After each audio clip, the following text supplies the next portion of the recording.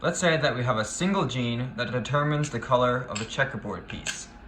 And that gene can have any combination of the dominant allele, big A, or the recessive allele, little a. Well, in the presence of the dominant allele, big A, the checker piece will be red. And for the homozygous recessive case, the checker piece will be black. For this case, if we cross two heterozygous individuals and do a Punnett square, what we would see is that we would get a 1 to 2 to 1 ratio of genotypes, but a 3 to 1 ratio of phenotypes, where we would have 3 red and 1 black. But what if color was determined by two genes, not just one, an A gene and a B gene, and the presence of the dominant allele in both genes resulted in the red phenotype, while the presence of the dominant allele in just the B gene resulted in the black phenotype? However, the presence of little b results in neither the red or black phenotype. It results in the blue phenotype. Well, this is an example of epistasis.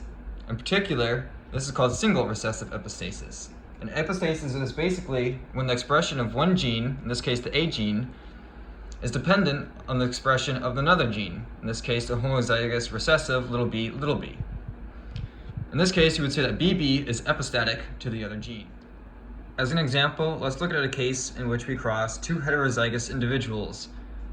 If you look at the A gene in particular, we'll see that since both individuals are heterozygous for the A gene, the resulting probabilities for the offspring will be 1/4 homozygous dominant, 1/2 heterozygous, and 1/4 homozygous recessive for the A gene. The same probabilities will apply for the B gene.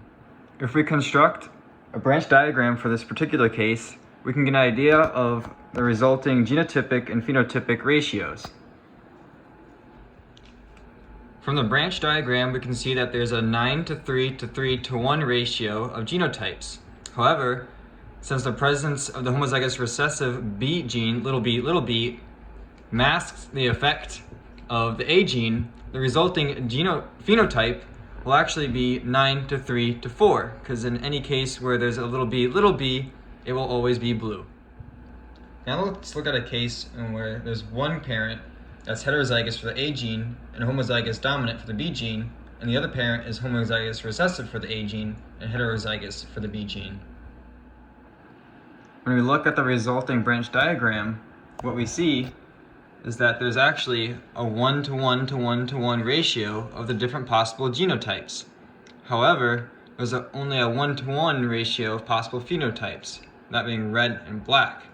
As you can see, there is no possible blue phenotypes because none of the genotypes is homozygous recessive for the B gene.